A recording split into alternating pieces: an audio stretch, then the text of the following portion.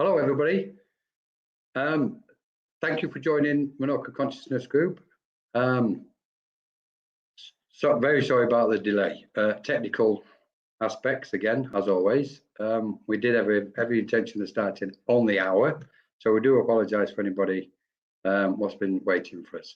So we've got a special evening this evening, a live chat with Veronica Jenkins, and I've been looking forward to this because it's all about awakening, the launch of Veronica's new book from, as you can see, Universal Spirit, Awakening. I've got the book, I've gone through it, obviously, previously I've had it a few weeks. And I thought, okay, I think it'd be nice just to have a live chat with Veronica to discuss some of the aspects in the book and basically invite Veronica to tell us about the book, etc. So please, if you're present with us, put some comments in the chat, if you will. You're very welcome to. We'll be taking questions also throughout the show. We'll be going on for possibly an hour-ish, just over. But I'd just like, once again, welcome everybody to Menorca Consciousness Group and this live chat with Veronica. And now, if I may, I'd like to invite Veronica Jenkins to join us. And let's get into it. Hello. Yay. Hi, Veronica. Hiya. How are you? Thank you so much for joining us. Oh, you're welcome. Appreciate it. Thank you for inviting me. I'm just gonna wow. So I've been looking forward to this. I was just saying hello to everybody. Just going to say hello to Tani and Rohan. Australia, thought I'd pop in. Thank you for popping in, Tani and Rohan. Lovely to have you with us. And for anybody else who's joining us, please make a comment in the chat, if you will. So thank you again, Veronica. And congratulations. First thing is congratulations on your new book, Universal Spirit and Awakening. You must be quite excited about it. I am, yes. Yeah, interesting though, the exciting bit was actually doing it. And you know, I really enjoyed the whole process of writing it. Publishing it was very frustrating, but the process of writing and putting everything together, I really enjoyed. Yeah, no, I can see. I mean, from personal experience, it's a joy to do the writing. But they do say writing the book is one thing. Afterwards is where the difficulty begins. You know, finding a publisher, it's got to be edited, proofread, you know, formatted, etc. Then we're going to get a publisher if we can get a publisher.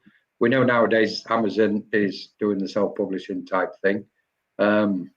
It's interesting because I remember years ago with books, the publishing houses used to have the monopoly on everything. So if you had a book and you wrote it, or however many, and you went to a publishing house, if they said no, that was it basically. Whereas now they can't do that any longer. We go, that's okay, I'll put it on Amazon. And, and of course, there's other platforms. Pardon? Which is exactly what I've done.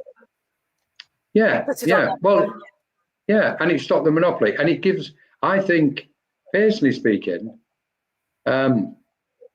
Amazon or any platform is great for people to get educated because it's easy accessible. You know, there are so many books, I think previously, when I look back, there must be probably hundreds of thousands, if not millions of books set on somebody's shelf, what was never published, you know, years ago, because the publishing houses didn't want them, wasn't interested. Whereas now, all that information can get out there and we've got the opportunity to read it. You Absolutely. know, so it's I think not so much Amazon, the internet was a game changer in this one. But the book, just before we go into the book, I'd like, just for people who's joining us, if you can just tell us a bit about yourself and what inspired you to start the book. So your early journey, because I noticed you mentioned about 20, I don't know if you said you was 20, I've got some notes here, when you was about 20 years old at the beginning in the introduction. That's right. And I kind of picked up on that in your early 20s, you started That's your right. training as a teacher. So is that in schools, etc., I presume? Yeah. I've just noticed there's a kind of echo on my voice there. I don't know whether that's coming across or for people that are viewing. It's just I'm not right at hearing the it. end. But while I'm talking and while you're talking, it's not happening. So let's just crack on with it. Yeah, when I was growing up, I was just interested in everything weird, wonderful, anything that had mysterious in the title, then I had to have it. And anything weird and wonderful that was my thing. And I was brought up from being a baby, going to church every Sunday, Christian church, with my mum and dad. And through that, until I was 18, I had to go. It was what the family did, and I had to go. At 18, I said, "I'm 18, Mum. I don't really want to go anymore." And before that, I'd said to her about, actually, I'd like to go to a spiritualist church, and she never actually said no. But we never ended up going. So when I went to uni to do my B.Ed Honours, the degree for teaching, where I lived, it was West Bridgeford in Nottingham, because I went to Nottingham Polytechnic, as it was. And there was a spiritualist church there. So I went, and it was just like walking into home. It just felt like home. It felt, this is where I need to be. All the questions I had, all the way of thinking that I had, that seemed to challenge everybody else, it seemed to be part of what spiritualism was about. So I loved it. And that's where my more formal journey into spiritualism began. But my awakening as such was long before that, because for me, awakening is awakening to yourself and your relationship with God, relationship with spirit, and being brought up in going to church every Sunday, even singing in the church choir. All those philosophical thoughts, all those religious thoughts and questions were there from as long as I could remember. And it actually quite surprised me when I realised that other people weren't like that and didn't have those questions, didn't have those thoughts. And I've kind of carried with me for a long time and not felt the position that really my role or responsibility or interest in doing it. I've spent my life being a teacher. I was a head teacher of 3 different special schools, and I've had 2 children plus a couple of absolutely incredible stepchildren in my family. So I've had my hands full. But since giving up work and retiring, the whole world of online events have taken over, and spirit really working me hard, let's say. And there's an awful lot out there about mediumship development. And I thought, well, hang on. And this may be my special needs training, where you put everything into steps. Right. Yeah, I understand. Thinking, well, hang on, there's something missing here. There's a lot of people going into development that have missed this first step out. And you're getting, as a result, mediums that actually don't question their relationship with God, relationship with themselves in terms of their spirit, and that just didn't sit, as though something needed to happen with that. And so the inspiration writing the book was to fill that gap, to help people make that transition from just being in their everyday lives, just living their lives, and then suddenly something happened that made them question, and made them want to explore, well, actually, is there something more here? And help them on that journey of, right, there is something more, and this is what I believe it is, and there's a whole world out there that can help you on this journey. And I would try to put all of that into context.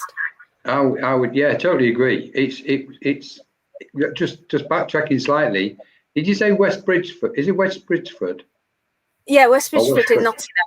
In Nottingham. I actually saved there. I've saved there a couple of occasions previously, and it was the one. Well, I don't pass, but it was, you had to go up the stairs, and it was by the canal or the lake or river. And because I think they'd moved, or they was in the process of moving. Well, there was 2 different locations when I was president there. We were in the back of the library. Right. It was all changing rooms that we did out and everything. This was about 10 years ago. Oh no, that's much more recent. That's much more recent. Yeah, because we in Nottingham where they. Years ago. Yeah, right, okay, yeah, they'd moved by then. I was just, when you said it, I thought, oh, I've served there a couple of times. Anyway, so then just going back to, because one of the questions I wanted to ask you, because I want to get on to what you've just been saying, but just a couple of quick questions prior to that, was when you went into spiritualism, did you go through that process of sitting in an awareness class and a development class? What happened for you at that period of time? Oh, absolutely. At that period of time, you had to be invited. You couldn't just join. You had to be invited to a development group, and they were very close-knit groups and communities. And so I was, after attending church 2 or 3 years and expressing my interest in development, I then had to sort of wait to be invited. And I was eventually invited to Pat Hunt's development group in Loughborough. So there wasn't any local to me. I had to go all the way down to Loughborough. I sat in Pat's development group for 2 or 3 years. I think it was 5 years altogether. I sat with her because we went into trance and all sorts of different things like that. Well, I experienced it on the edges as such, and I had a couple of little goals, but at the time it wasn't where you all sat in for trance. You sat and gave the energy to the one person. One person, Yeah, it's changed, isn't it? Because and then after that, from that point, it's funny because they're sitting that period of time sitting in it, and then you became a president of a church at some point. Yeah, the connection between mediumship and being president kind of coincided, but I joined the committee long before though I was a platform medium. And traditionally, you weren't always a platform medium when you were involved in the running of the churches, because obviously, if you're a platform medium, you're out most days going doing platform work, and you can't be doing that if you're then having to be the person sitting chairing for your visiting mediums. Play the role on the committee, So it was. I did most of my platform mediumship towards the end of when I was spending a lot of time at the spiritualist churches, prior to me getting married and my kids. Got you. Right.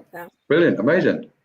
And then skipping forward a bit then, and we can go, because we both know there was a point where there was no internet.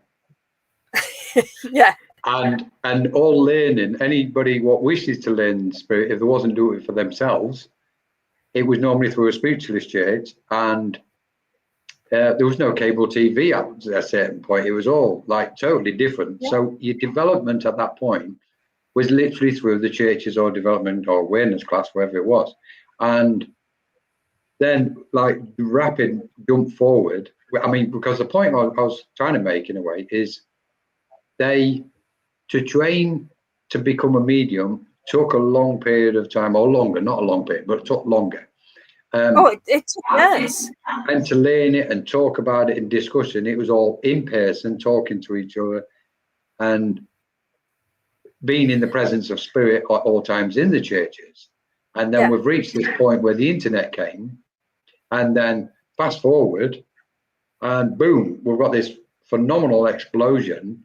And then COVID came, and you started online spiritualist church services, etc., which was an absolute, we know, I for one, we know was and is absolutely fantastic for people, because we know there was a lot of spiritualist churches closing, if not most of them, due to the circumstances surrounding that period of time with COVID, the lockdowns globally, etc.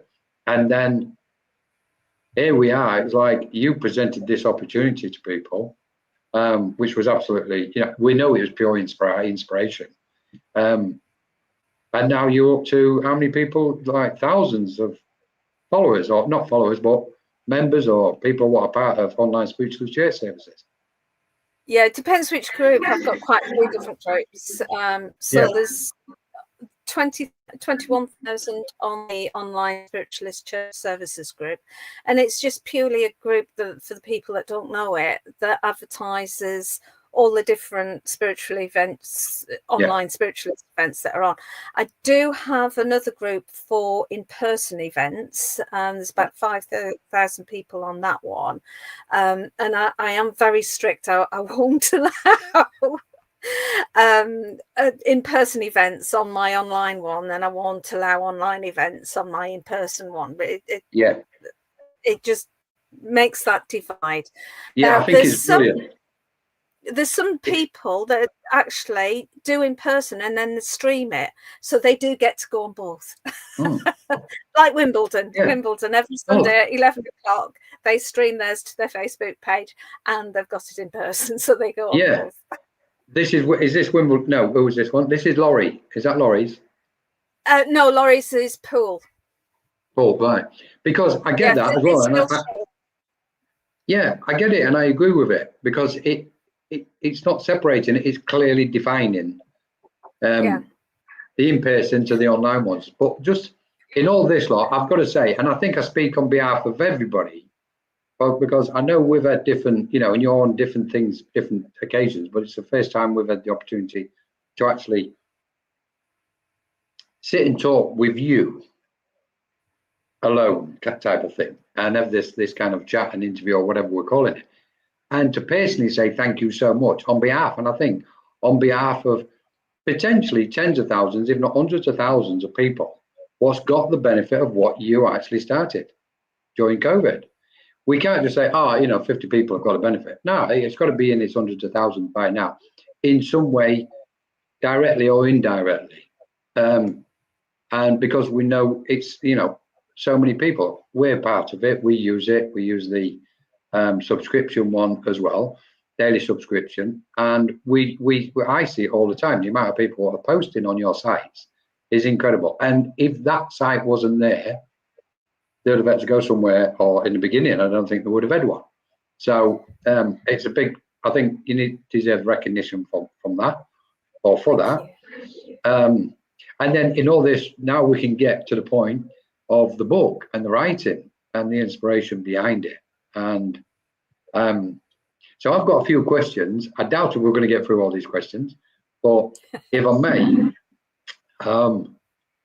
the inspiration behind awakening, and like you say, coming to that point now, where I've always thought similar to what you've just said, that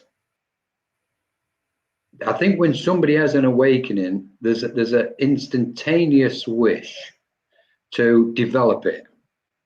So they go for the gifts, or if we call them gifts or whatever we call them, the faculty, developing and expanding the faculty of the psychic aspects of themselves, and the link to the spirit planes, and communicating with spirit through mediumship. And I think innocently, people have a tendency to become that focused on doing it. And this is what was missing, I think, in in all these years up to this point. The self-awareness, the developing the self-awareness and the self-analysis during our path. I always believe that when we develop, if we call it, I'm going to call it a gift for a moment.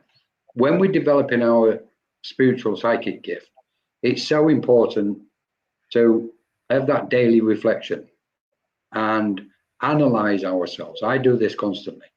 I sit and I analyze the day, my thoughts, my speech, and my actions. And I think that really is an equal part of spiritual development. And that should be in there for me, because in effect, what we're doing is developing our sense of spirituality, to my understanding, rather than just going for the gift. And we're kind of like stuck 30 years ago in our brain with all the same way of thinking, you know, and we're trying to, and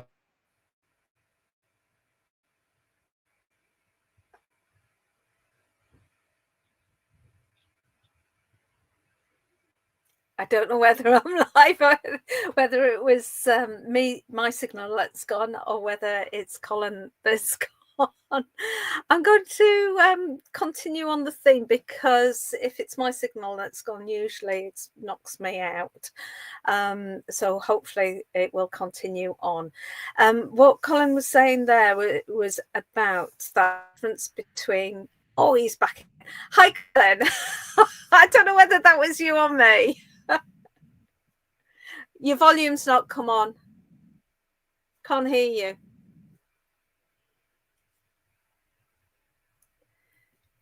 Okay. Shall I? I'll just keep talking. Yeah. Okay. Yeah, the difference between the development of your own spirituality and your psychic abilities and your mediumship abilities are three very different, distinct things. Your spirituality, you can have the most profoundly spiritual person in the world and they're not a medium. The two things are not connected. You can have a medium who has not well, no, that would be unkind. Hang on, that's better because it's moving. Yeah, I can hear you. I can hear you. Yes, sorry. Okay. Yes. Yeah. Do you want me to keep on going? Yeah, keep going. So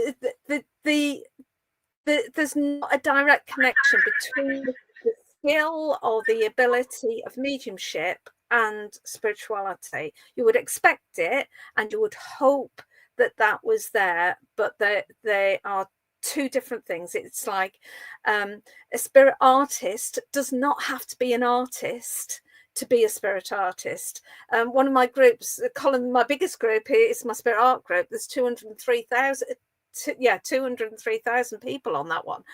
And you do have to be a medium to be a spirit artist, but you don't have to be an artist. The different skills. And to be a spiritual person, you need really to have that self-reflection, that awakening within yourself of understanding what your relationship with yourself and God is. That's what being spiritual is. And that's the important thing, to my mind, to really get into and to explore, because that's where, for me, the real magic lies.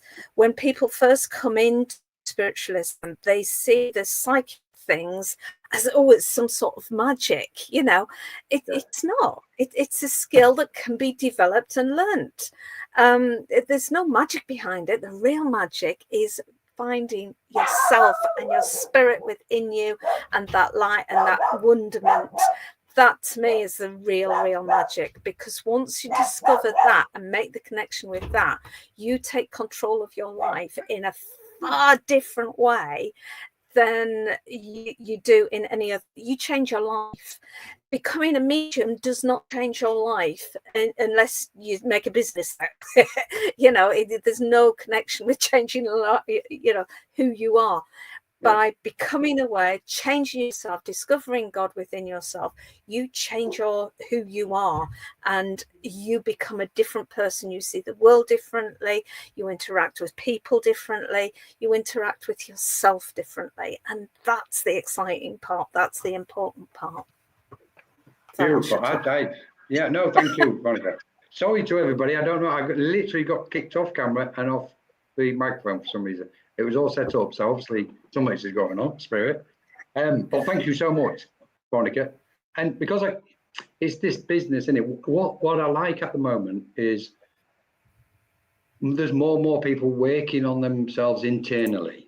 And you make reference to different things in your book, like shadow work, you know, etc., which is refreshing to see, because previously we wouldn't have seen this. You would have seen a medium on a platform or was just doing mediumship, and they themselves wouldn't have really changed much within themselves. Whereas now we're seeing that self-awareness and that, and we'll use self-analysis, by doing the healing, by doing the shadow work, by peeling the layers of the delusions off.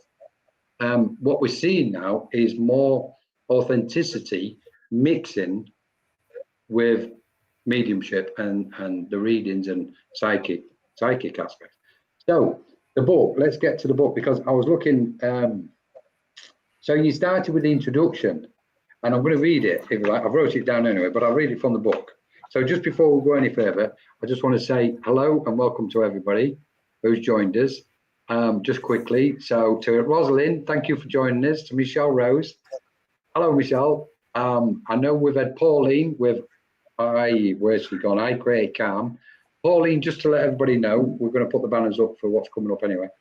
Pauline she's a beautiful soul. She leads the meditation on Menorca Consciousness Group every day at 5 o'clock. And they're absolutely beautiful meditations. So please join her for that. Thank you so much, Pauline. And then hello to Nothing to Show Cavalier. Nothing to Show, I like that one. So have you got any questions? And to Francis. Hi, Francis. Thank you so much for your beautiful words. So if you've got any questions, please put them in, and then we're going to start answering some questions. But I want to get through some of these things in the book, so I'm going to read it. There's the book for anybody. This is Veronica's new book, Universal Spirit Awakening. It's well worth the read for anybody what's interested on this path. It is what it says, it's awakening, and we're all experiencing it. So this, where it says in the intro, and I love these words, there is a sacred vibration that resonates through every soul. And it's like, what a beautiful way to start a book. When you say this, a sacred vibration that resonates through every soul, can you tell us, can you open that up a bit for us and tell us? Yeah, absolutely. Oh, that echo's come back. When we talk about the spirit and our relationship with God,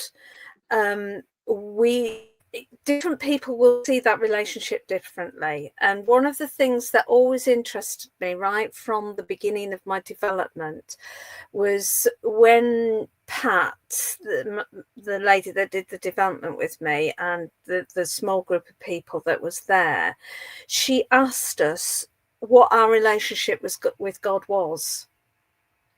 And what really pleased me and surprised me is that everybody bar one had basically the same answer, that we are part of God.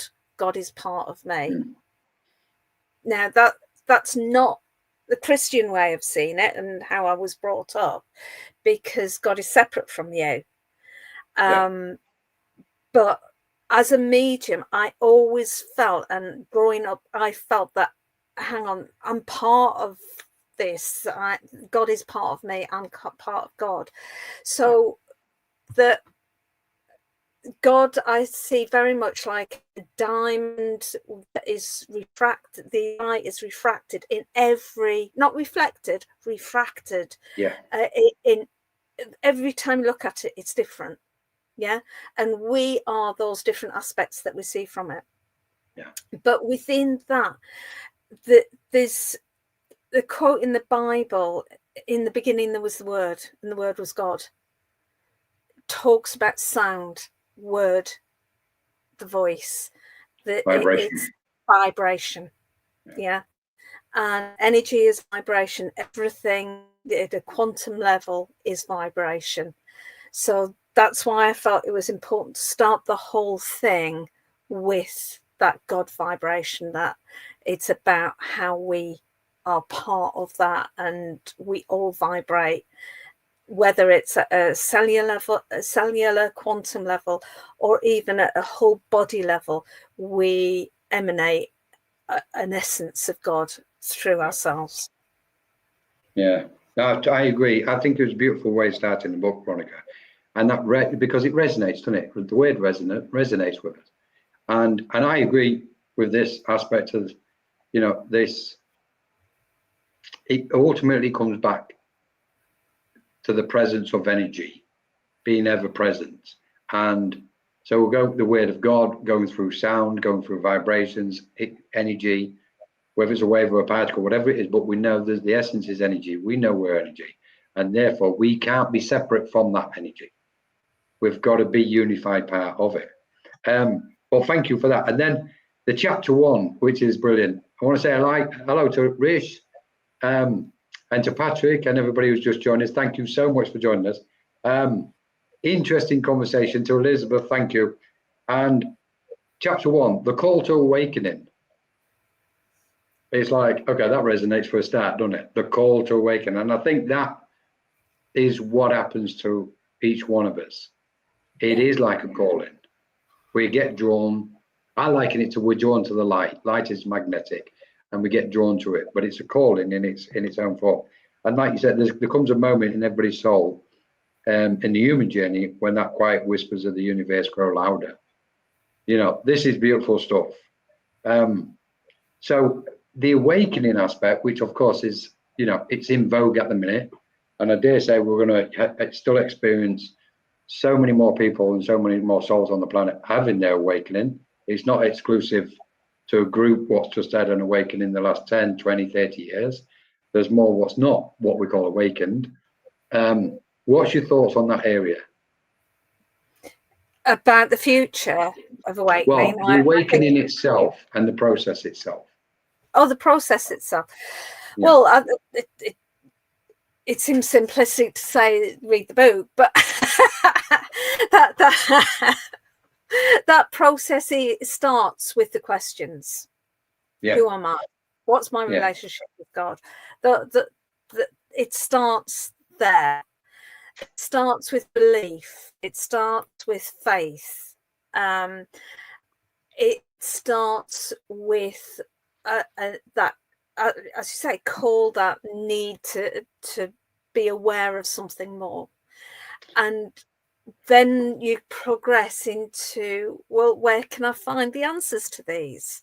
Yeah. And there's an interesting aspect to that actually I didn't touch on in the book, but that's a danger point, because you will find what traditionally is called charlatans or cults out there that say, well, I can give you the answers, and it's an easy tick of the box. If you come and join us, then we'll give you the answers. And people get drawn into that because it's an easy path through. True awakening isn't easy because you're challenging yourself. You know, you've already mentioned about peeling away the stories that we tell ourselves about who we are, and recognizing actually most of those stories about who we tell ourselves we are ones that we've been given by other people, and we need to and we need to remove those external stories to actually find out, well, who am I? You know, underneath, you know, being told from a young child, well, you can't do and you shouldn't do, and all of the rest of that. Well, if I take that belief I can't do something away, well, what can I do? And that can be really, really scary, and that's why it's hard. That's why it's hard, because you've got to challenge yourself through the scary stuff, the fear, and recognize that fear is fear. It's not, it seems daft to say it's not real, but it's a construct of the mind, and we need to be able to put that to one side and work through that. And to do that, that's where all of the shadow work comes in, or all of the challenging self comes in. Yeah. So that's the journey you're on, and it takes a lot of honesty. It takes a lot of hard work, because each time you take a layer off, wow, you find another one. bit of an onion. Yeah, the onion. It's classic, isn't it? But I'd like to just jump on that point where you said, I want to just agree with what Chris was saying. Hi, Christopher. The world needs a spiritual awakening. It's so true. We're in it. It's happening now, which is brilliant. So, good point, Chris. Thanks very much. There you go. This world needs a spiritual awakening. Thanks. Yeah, good to have you with us, Christopher. Thank you for joining us. So then you put here the recognizing the first signs of awakening, etc. And then you go into the book to kind of clearly define things, and it gets us to that point what you've just made reference to, Veronica. These constructs of the mind, as we experience the awakening, and it's like, okay, there's more to life than what I thought there was. I need to start looking at it. Then boom, it just opens up, doesn't it? The door opens. It's almost like the door comes off its hinges, and you go, right, I need to deal with this lot. And it is a reflection of what's going on within our own consciousness or awareness. And that's where the construct is being built. And what we seem to be experiencing is that dissolving of the construct. There you go. Pauline, I was talking about this exact thing this week. Our stories are like wearing a coat that someone has given you, but it doesn't fit you. And there comes a time when you need to take it off. All part, absolutely 100%, Pauline. Yeah, and I like the way you've just, it's like, the question is how many coats are you wearing and who's do they belong to?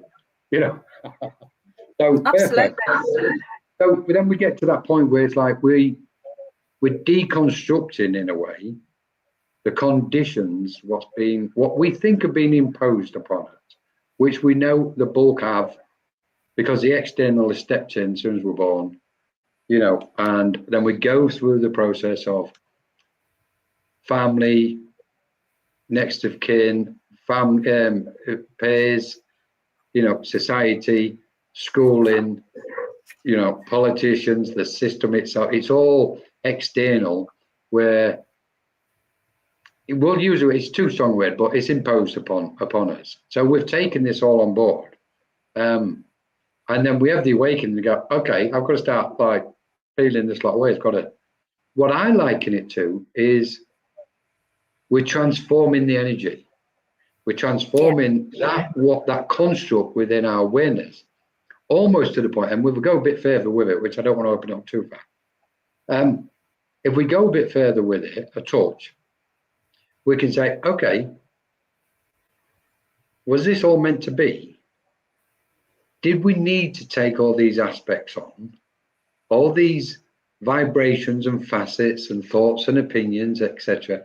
Did we need to take them on board in order to create some kind of transformation, to alchemize that energy, so to speak? And then born out of that is our awakening. Because it seems to me that every one of us, if that's spirit, tell them we're not here. No, normally I've got Derek's live on at 9 o'clock, and that's my reminder to get him live. Right then, okay. So I'm going to speed this up then. So that kind of transformation then results in all of our spiritual awakenings. This is the bit what I kind of like. So rather than go, and I don't want to get too political here with blaming parents, blaming the system, blaming all this lot. We know, we've got thoughts whether we disagree or agree with it, all of us together.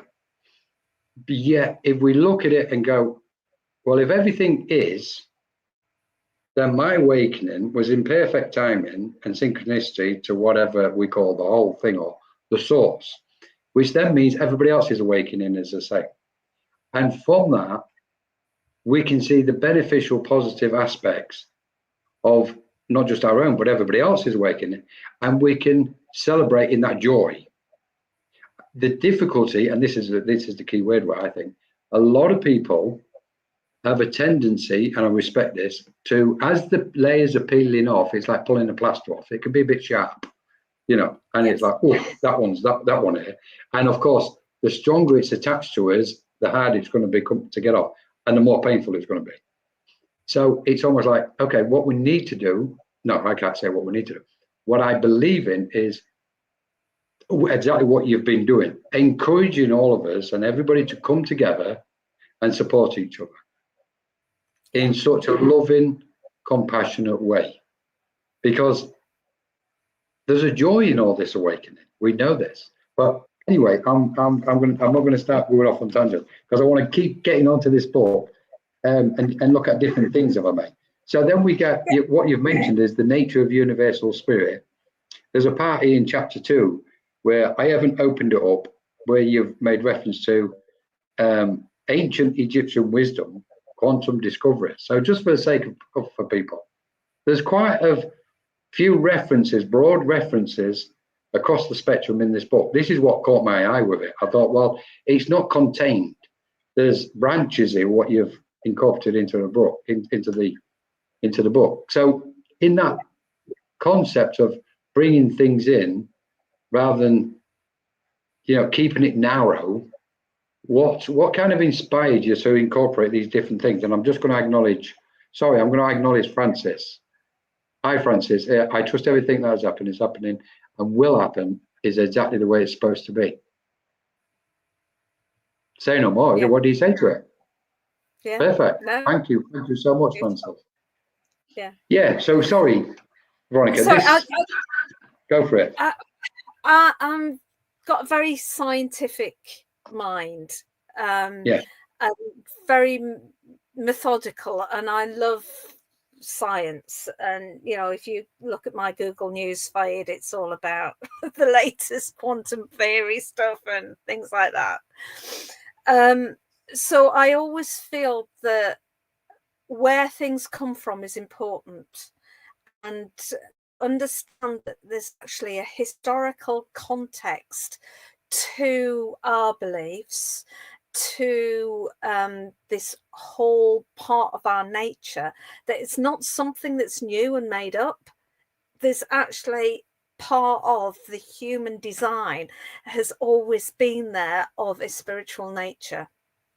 And the more spiritual communities that there are, have some profound beliefs that are very much interconnected to this whole awakening. One of the things that I'm delving into at the moment is totem animals, and again that's been linked to awakening all the way through humanity. And whereas my awakening book is very much just focus on yourself through these exercises, I've brought in these totem animals because it actually helps as an aid, and I feel that historically through different cultures that's how animals and totem animals have been used as an aid to people's awakening, by being able to put at arm's length some of these concepts that are too difficult to start directly with, if that makes sense. Yeah. So the reason I put the historical basis in was to help people understand, and the quantum stuff, the science stuff, to actually say, well, hang on here, it's not just a belief system anymore. We are starting through quantum mechanics to actually understand that there is a scientific route, That's right, proven elements here, that it's not just belief anymore. Yeah. The fact that, as Einstein said, that there's at the distance, spooky at the distance, that he didn't like it. He didn't like quantum at all, because it meant that the particle here was being affected. They were joined and Yeah. whatever happened to that one happened to that one, and Yeah. It was you conscious. could be a million miles apart, and Yeah. it could still happen. It's and like two. At that point, yeah. Go on. Sorry. Yeah. At that point, you start to find an explanation of how I and my soul connected, because there are quantum expressions of the same thing, and what happens to me in this physical body is at the same time quantumly happening to my spirit that is part of me, kind of thing. But there's that. Yeah, if you could, I like this area, to be honest, because I remember there was a section regarding quantum physics where they did the test where they put a beam of light or wavelength through a split board, and the two waves separated, or two particles separated, or the one particle separated into two, and it doesn't matter where they were both was and the distance between them, they was both conscious of each other, and eventually came back to each other. And what it proved to me, and so much more, but one of the aspects I thought about it is it simply shows the interconnectedness between us all. Absolutely. On every single level. You know, it's almost as if, and maybe this is why when we look at the word awakening, on one level, it may sound so broad and expansive and profound. Yet on another, from another perspective, you can go, well, it's basically, we just kind of open one eye. We're still laid in bed and we've just got an eye open and we're waking, you know, and you go, okay, what's going to happen when we've got both eyes open? What's going to happen when we've actually got out of bed? What's going to happen when we got down, you know, down the stairs, and what's going to happen once we're actually out there up and running in the future? So it's like we can place it anywhere along that kind of trail of thinking, so to speak. And yet what it always implies is that, and I'm going to say it, we need each other, because we are each other. We are interconnected, like we are starting to understand and have the knowing of through, because science and spirit for me, there's no divide whatsoever. It's only in the mental construct of the system what says that's spirit and that's science. And my head goes, well, I don't see any difference. I just don't, because science represents energy, and therefore we know we're energy. And we, rather than thinking just solely that we're interconnected, coming to that point where we can say, well, actually, if there is a need, we actually need each other. Yeah. And although we may be the fractals of light, the whole thing isn't complete without all of us. You know, and it changes, it kind of changes again, because then we go from divide and separateness to community and oneness, you know. But again, so I want to touch on this. Are we still okay for time? I don't know.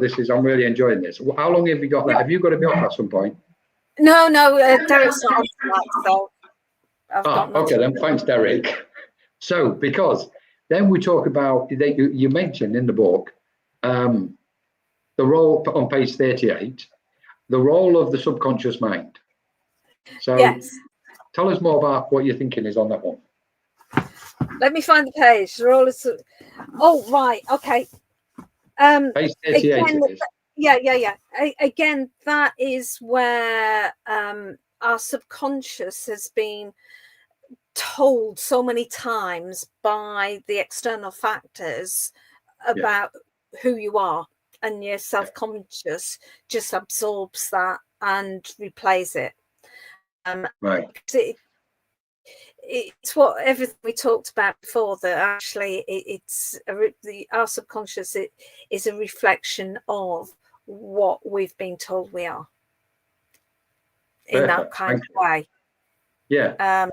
So we can break free from that, and that goes into chapter 39. It is actually recognizing what elements of our subconscious have been programmed by our upbringing, etc., and any events that have happened to us, and by recognizing that that's what's happened, and that's why we're making the decisions we are making, and that's why we hold the fear we have, or the sense of rejection we have, all those negative elements, and even positive elements, but we kind of want to keep the positive ones.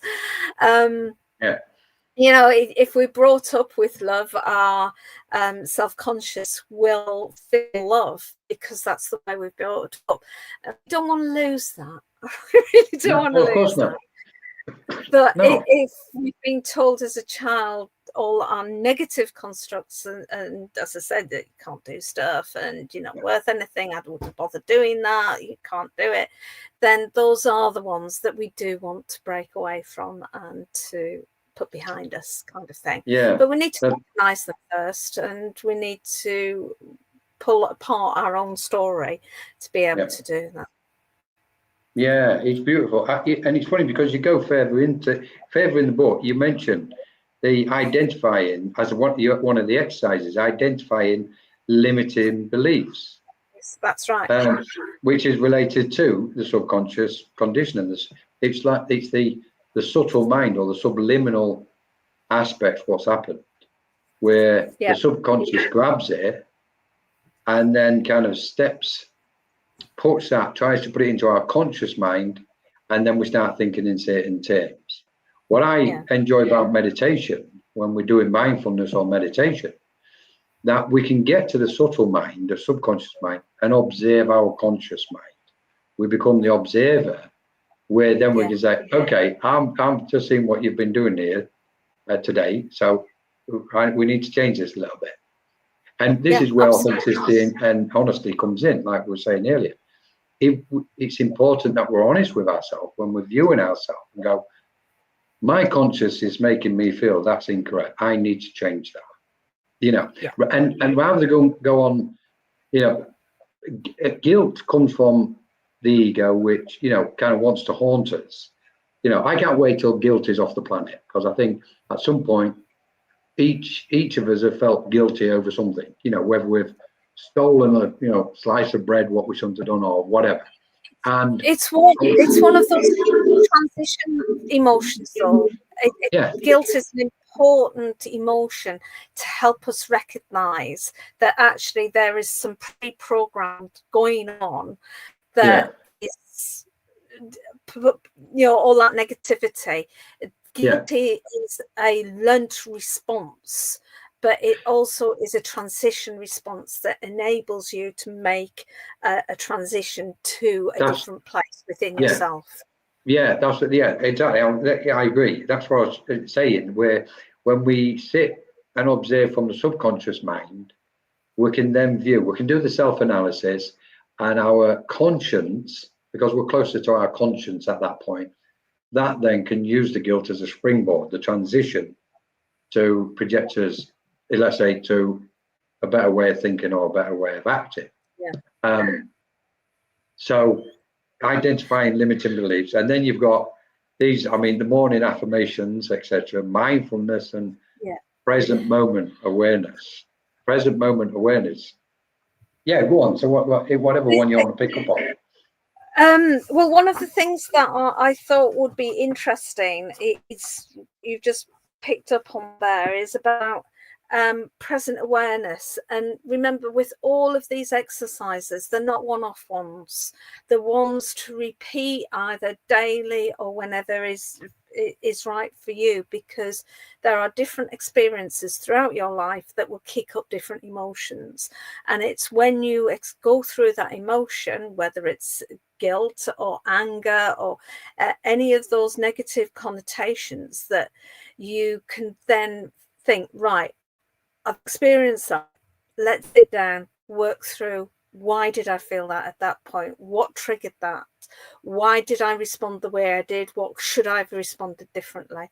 But before often we can even do that, we need to center ourselves, because if we've been triggered by anger, say, we've had an anger trigger, then we can't actually do our self-analysis work while we're feeling angry. We've got to calm down first and find ourselves again first. So it's really being able to center and be in the presence is really important. So one of the exercises is on page 51. Deep breathing, anchoring yourself in the present, and that's the 4-7-8 method. And it's interesting this because it is actually recommended by the NHS. It's one of their ones that they recommend to help reduce anxiety. And as somebody that has been through a period of very profound anxiety, depression at one point, it was a lifesaver, literally, for me, because the panic attacks and all sorts of things like that. So to do that, and there's a whole science behind it, so it's a valid thing to do. It's not just dreamt up by me one night. It's there's a whole science behind the sympathetic nervous system, where it actually brings that whole system down. And the idea is that you sit, you close your eyes, and people, let's do this. If you're watching, let's do it. Okay, so everybody, we're going to do some just sit quietly, close your eyes, inhale deeply through the nose for 4 seconds and count those 4 seconds. 1, 2, 3, 4. Hold your breath for 7 seconds, allowing yourself to breathe, to settle and to calm your body. 1, 2, 3, 4, 5, 6, 7. Slowly exhale through your mouth for 8 seconds, releasing tension, fear and stress. 1, 2, 3, 4, 5, 6, 7, 8. Inhale deeply for 4. 1, 2, 3, 4. Hold for 7. 1, 2, 3, 4, 5, 6, 7. And exhale for 8. 1, 2, 3, 4, 5, 6, 7, 8. Okay, and just breathe normally. How does that feel? Refreshing. Perfect time with refresh. Absolutely beautiful. And you just repeat that as often and as many times as you need it. And this exercise is in the book, is that correct? This exercise is in the book, and it's on page. It just made my eyes water. I'm trying to get my eyesight back. So everybody try that home. Hold on to it. Hi, Eloise Edwards. Good evening.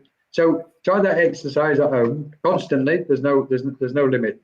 It's not just a one-off. You can do it as many times as you wish.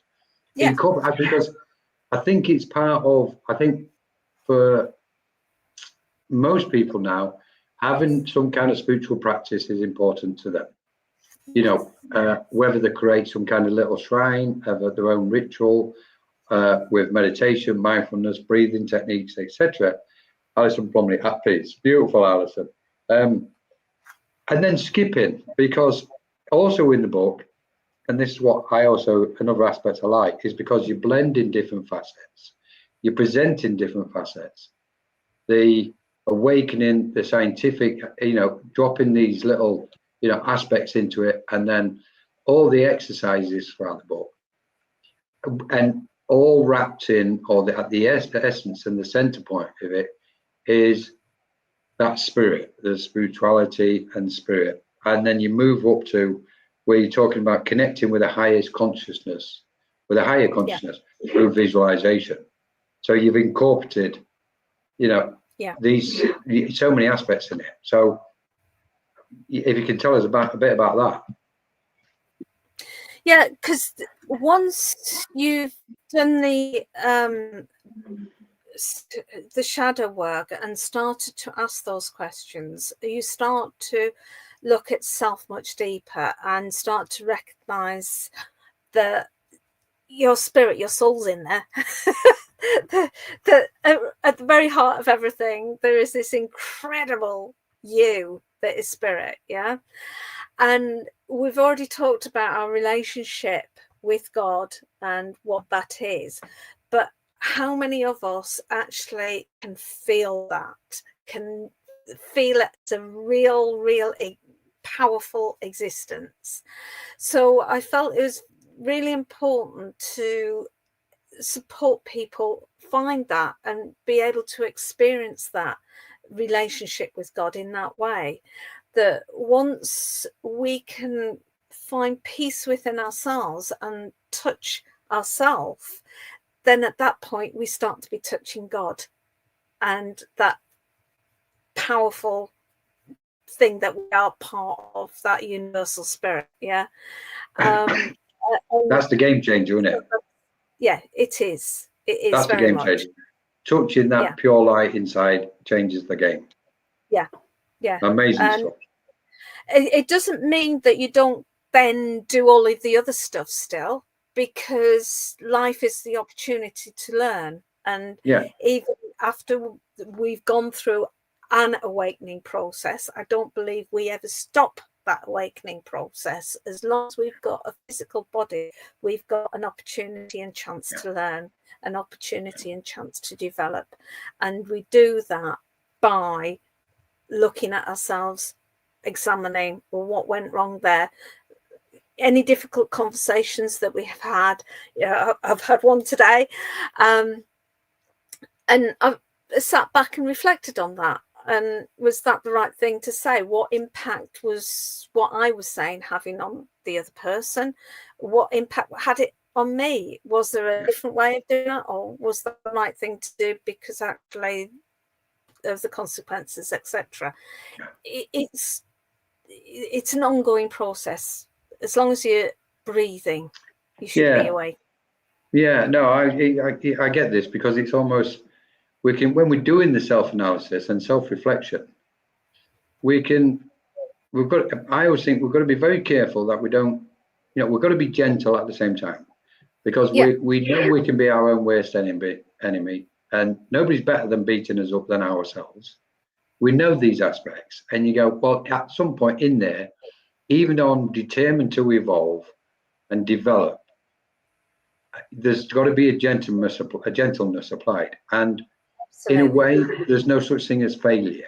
It's like the situation, similar to what Francis said earlier. It's like it all plays out the way it does in the moment. And then we do the reflection business, go, okay.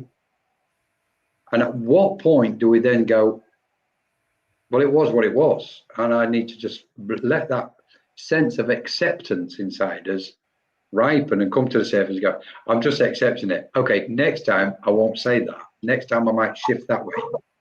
And that's the key. It is recognizing, actually, I've learned, and next time I will do something different as a consequence. When I start to feel that way, I'm going to take a deep breath and think about my response before I make it next time. Or next time I feel that way, I'm just going to walk away. Or next time I'm going to ask different questions. Interesting. It just gets more interesting, doesn't it? Because what we're saying about the book, and just to show everybody, there's Veronica's book, Universal Spirit Awakening. And in here, what we're talking about, what you've just made reference to, is we can broaden the analysis, if we like, to, there's a psychology playing out here. We're all becoming psychologists in our own way, because we're psychoanalyzing ourselves as much as self-introspection, etc., etc. And that's where mindfulness comes in, what you've put in the book, what you've mentioned, and having that present awareness. And just moving forward, as I know we're going to be drawing to a closer, and releasing false narratives and finding your area of service. And then I've got one last one after that, which is interesting. But well, false narratives, basically releasing yourself from false narratives. But you don't have to. Pardon? You have a choice about. Are you broken up? Sorry. Yeah, I lost you a minute there. Right, okay. Let's start again then. Say what you, because I think I don't know whether everybody heard that. So yeah, false narrative. Is that part of the deconstruction? Oh, can you hear me now? I'm only getting bits. I'm only getting bits. How's? Let me just have a look. Okay, I can catch you now. I've still got you. So it seems to have settled a bit. Can you hear me now? Yes, I can. Perfect. Yeah. Okay then. Yeah. False narratives. False narratives. Yeah. And finding your area of service.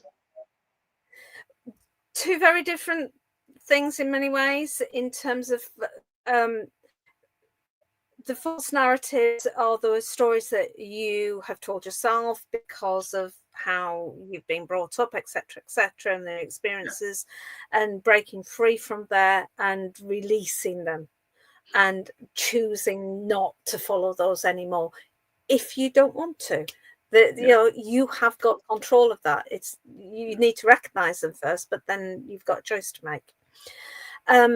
Service, the minute you recognize, as you said earlier on, that we are one, literally our spirit, my spirit, your spirit are a combined essence of God, or universal spirit, whatever you want to call that entity as such. Once you recognize that, understand it and feel it, you know that then purpose of life is about service to others, and it's not just self-service because I'm helping you, therefore it helps me, but it's one of those things that expands. The more that you give, the more that you receive. And it's not about karma in the way people think, well, if I do something good, I'm going to get something good back. You're doing it because it's just right. That feels right. You want to help people because actually that's what is the thing to do, and it's not what you might get in return for doing it. It's because that is where your spirit is at, that you resonate that love for others and you just naturally want to help. It doesn't mean you're daft. No, of course not. And just give away your money or give away your time just frivolously. And I still have interesting conversations, say, with people that try to take advantage or deliver false truths, things like that. It does not mean that you just open season for everybody. Far from it. Exactly. That's right. Part of this awakening is understanding your own boundaries and being safe with those boundaries and being able to express those boundaries as well, because we live in a human world, and just because you've awakened doesn't mean your neighbor has, and therefore yes, give, yes, support, yes, send healing if they wish that, but it's they're on their own journey. It's not your responsibility to, but at the same time, if people are coming to you and say, could you help with, and it's a reasonable request and you can give that time, why not? It's it's an important part for your soul, for you. Yeah, totally, because I've got to bring Buddhism into it, and some of the Buddhist teachings at this moment, because the teachings tell us that most of our suffering is born out of our own grasping. The I is chasing the I, it's feeding the I constant. I want, I wish, I desire. And in that grasping, we start suffering. And yet when we pause and we start then to think of being of service to others, and are you okay? How's things going with you? You know, etc. It's like the eye's gone completely then. It don't exist because our thoughts compassionately are for other beings. And regarding the awakening, I've always had this huge thing where we all awaken when the moment is correct. I always liken it to karma. When our karma ripens, our awakening takes place. When all the conditions are correct, our awakening occurs for each of us, whatever those conditions are, circumstances, and possibly we can put in previous lifetime experiences and all the aspects of them. In that moment, we have the awakening. And what happens from there is, one of the first things it tells us is everybody else's awakening is going to happen when the time's right for them. That we can't force that. We can't force somebody else's awakening. It's impossible. That mind is just going to be so disturbed if we do that. So from an awakening, mindfulness, etc., and that's having that sense of peace and tranquility within us, that knowing ripens, and then and in that knowing is the understanding that everybody's okay, everything's okay, everybody's going to awaken when the time's right for that individual, because it's happened here. We are that reflection of that truth. So final thing which I'd like to touch on, because if I may, and it's the future of AI and spiritual awakening, which I find quite interesting. So this is going to be slightly controversial for some people. Still aware that into the connectedness of everything, that all is energy, very much aware. And yet, so what I'm saying is, what we're looking at the moment is the tentative steps. And I don't want to open this up in another direction, because that's questionable totally, because I don't think humanity, it's not that I don't, humanity is not at the moment, present state of affairs. We're not living in a peaceful state with each other. So it can get out of control and be used for nefarious purposes, which I'll cut at that point. But as far as writing and organizational skills, I think is brilliant, because I've witnessed it, I've done it, I've seen it. As far as writing books and spiritual matters, I've got a huge cautious aspect to it. Utilize it in the way you've used it. Like you said, I'll input it, and it might word something in a better way than what I can word it, the same as what it would do for me. Where I'm cautious is, if it creeps into the spiritual space and people say, I've written a book and it's been done by AI, then I object. Or I have difficulty accepting that mind has written the book, because the machine has written the book. The machine has produced the words and the language and the text and the fluid. So in that, there's a point I'm going to. In that, what I think is the best thing we can do is, and there was a guy I noticed the other day, he posted something, and he said, I'm going to write a book on the Akashic, was it alchemy or Akashic records with ChatGTP. Okay. And he was openly about it. He was open. He went, I'm doing it with ChatGTP. And I think maybe that's where, for the sake of conscience and authenticity, writers in the space, and of course I'm talking as a writer, partly, in the space, if they're going to use AI and they're going to use ChatGPT, then they go, okay guys, I've written this with this machine as well, rather than say I've written the book, because we know there's so much, there'll be so many sentences, languages and words, what AI will produce, what our conscious awareness might not be able to. And writing the books, and doing a lot of writing what I do, I'm conscious there's a limit because of the expanse of our awareness. Even though I feel I can stretch awareness and find the language and words, I know if I put some of this stuff in, one of the AI apps, it's going to come out with some beautiful words and put them in a beautiful way. But I can tell the difference when I'm reading it. And I don't mean from my own stuff, because I haven't put any of my stuff in, none of it. It won't go in there. But I've read other people's and I've gone, That's not that mind. I know that mind. That's not that mind. That's AI what said that text.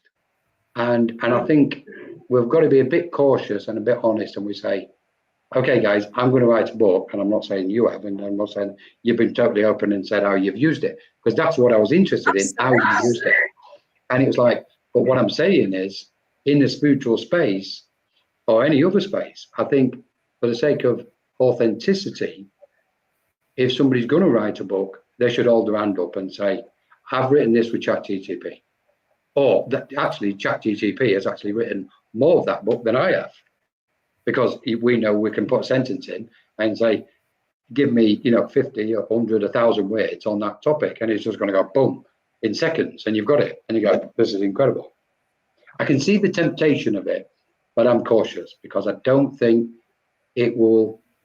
AI at this moment can't love us how we love each other. That's where I am with it. I know this love, what I've got inside me for you and every soul on this planet. At this moment, AI ain't got that love. AI is a mathematician. It thinks logically and it calculates mathematically. And therefore, unless it produces that warmth and love, I get the rest. I get where it can produce beautiful lyrical, it can dance with words. I've seen it. It's like a magician. It'll put it in such a beautiful way. Wow, that sounds like fantastic. That's loads better than I could have just explained that in 50 or 100, 300 words. But it ain't got that warmth. It hasn't got that. It's like humility, humanity. All these beautiful facets of the soul is not in there. So at the moment, in the future, like you say, if it's going to be the future, and I know it's beneficial because, you can press a button and you go, woof, that's saved me 3 days of organizing that. That I love it for, because I think it's amazing. Anyway, so on the book. Can I leave you with an interesting thought with all of that? Please do. Handwritten has total authenticity. Marcus, absolutely. Yeah. Oh, hang on. Right. My point is, right. Yeah. Our physical beings, our physical bodies are not our spirits. True? Yeah. Yeah. Oh, what physical beings? Our physical being is not our spirit. It's just a shell for our spirit. Well, I think we better be cautious here because we could have a debate on it. We should come back and debate this lot. Okay, well, I'll leave this thought with you. Come on. If our physical body is just the chemical construction of this 3D physical world, that our spirit is connected to at different vibrational levels, but at the end of the day, it's just a shell because it dies at the end of the day and our spirit lives on. What then is the difference between a physical organic body and a electronic metal one? I get this. I understand all this. We should have a debate on this or a chat next time. But I'm going to throw one final thing in because this has been brilliant and I have absolutely loved it. Is it possible for ChatGPT or any form of AI anywhere in the world to connect to a beautiful soul, family member, mother, father, sister in the spirit world and give us or give somebody the exact information what that soul would bring? Can AI do that? And that was my question, one of my questions that I posed on page 107. And that, which was a precursor to that. Could spirit use AI to communicate in the same way as Ouija boards and more recently spirit boxes? Yeah. Because at the end of the day, the Ouija board is just a tool. Yeah. Could AI be a similar tool? Yeah, I would say it can. I would say, like, because then it goes to EV, like EVP, electronic voice projection. Yeah. We're bringing the electronic side into it, but we know that's a tool. It's an external thing. Yeah. The answer to the question. That's all GTP is. It's a tool. Yeah, that's right. You're spinning Jenny from the 17th century. You know, it's a tool. Yeah, but I know if I put in, for example, there's absolutely, we know at this moment, AI can't communicate with one of your family members and give you a beautiful message. They can't do it with mine or anybody else's on the planet. And at that point, I'm still distant from it. I love it. I absolutely love it. And I think it's a tremendous advancement and a reflection of where humanity and the intellect of humanity is at this stage of evolution. And I know we're gonna go forward with it. We've got to, because it's nature telling us to do it. It's born out of nature like everything else is. But it's that bit. And if anybody's writing a book, I would say to them, hold your hands up, please tell people, you know, there's enough hidden things out there in the world. And I think it's correct that if anybody is writing a book, and external to you, because I'm not saying you haven't wrote it with it, you've utilized it. I've put quite openly in the book that this was a joint collaboration with AI. Exactly. Yeah, that's where I agree. I mean, I write, and everything's coming through channeled stuff. You know, none of my writings has been used through it. I've used the computer to type it out. Anyway, on that note, Veronica, what an absolutely fantastic session. I hope you've enjoyed it. I have. Very much. Thank you. Absolutely amazing. So, guys, thank you all for joining us. There's the book, Universal Spirit Awakening by Veronica Jenkins. Check the site out. Go get it. There's a lot of interesting aspects in it. Okay, amazing stuff. And have you got anything in the future coming up, specific plan? You got your totem? I've got my totem. Yeah, I've got my totem stuff that I'm working on. There's going to be cards. There's going to be a book. There's going to be web stuff on it as well, because I want it to be very interactive. Yeah. And as I said, there's this chat box that I'm still working on with my friend Rachel with that. And next week, myself and Laurie are doing a second part to the ethics workshop. The ethics discussion that we had last night. Well, we're actually going to run a workshop next Wednesday at 7 o'clock UK time, and it's going to be a structured workshop about ethics of mediumship if people are interested. We are charging for that. I think it was $10 that we're charging for that. So it's going to be on Zoom. That's next Wednesday, ethics of mediumship, is it? Yeah, brilliant stuff. And of course, to everybody, jump on Veronica's site. She does absolutely well. You can't even, it's beyond words, so I'm not even going to attempt it. What you've done, as far as I'm concerned, Veronica, for everybody. I don't know. You've just helped countless souls, and I for one, and I think I do speak for a lot of people. I do know this, because I know there's a lot of them probably don't get the chance to say thank you. There's probably a lot of quiet people being at home over the last 5 years, what's not communicated with you and probably wish to, you know, for whatever reason they can. And so thank you for everything you've done for everybody. And thank you for the book. Thank you for coming on. It looks like we're going to be having another chat or debate according to the crowd. Just before we do finish, tomorrow evening on Menorca Consciousness Group, we've got another chat, live chats. For the live chats are in at the minute. I don't know what's going on.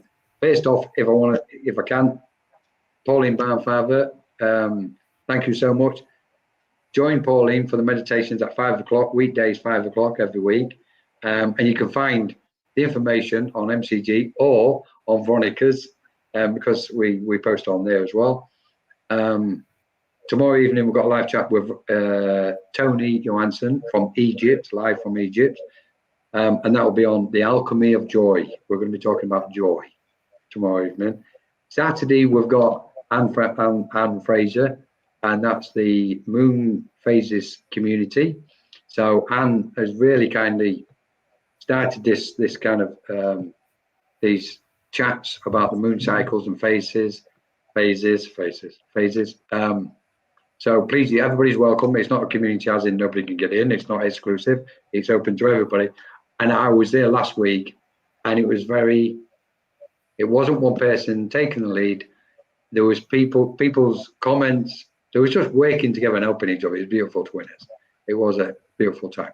Sunday, I've got a first on Sunday, which is I'm getting interviewed officially for the first time by Shanti. I don't know what she's planning. I'm a bit cautious about this one. I conceded. I didn't want to do this. I've been trying to stay away for years, and she's gone, come on, I want to interview you. And I was like, wow, but I give in. So that's on Sunday. And then we've got other stuff coming up. We've got a workshop coming up, which will be generating your spiritual guides. It's a full-day workshop, and we're going to have a weekend on developing mediumship. Full weekend from Saturday and Sunday. We just got to announce them, put the post out. Other than that, talking about books. So you've got two. We'll put them both together. So Veronica, Universal Spirit Awakening, brilliant, and A to Z Index for Spiritualism, a guide to psychic and spiritual development. So books are abounding. What's going on? Thank you so much, Veronica. Loved it. Absolutely. Can't thank you enough. Thank you to everybody who's joined us. I really appreciate it. Alison, thank you. I really appreciate all that you do. This platform has changed my life. Big thank you. Lots of love, Veronica. It changes people's lives. She has done. It's true. I agree. So we should support each other. What do we say to this? Amazing. Lots of love to everybody who's joined us. Hopefully we'll speak very soon. And to Veronica, get you back soon. Essential bedtime reading. Francis, yeah. Exactly. Thanks, Francis. Thank you so much, everybody. Lots of love. Thank you, Veronica. And thank you. We'll see you all very soon. Thank you to Ava as well. Background stuff. Couldn't do it without her. Thanks, Ava.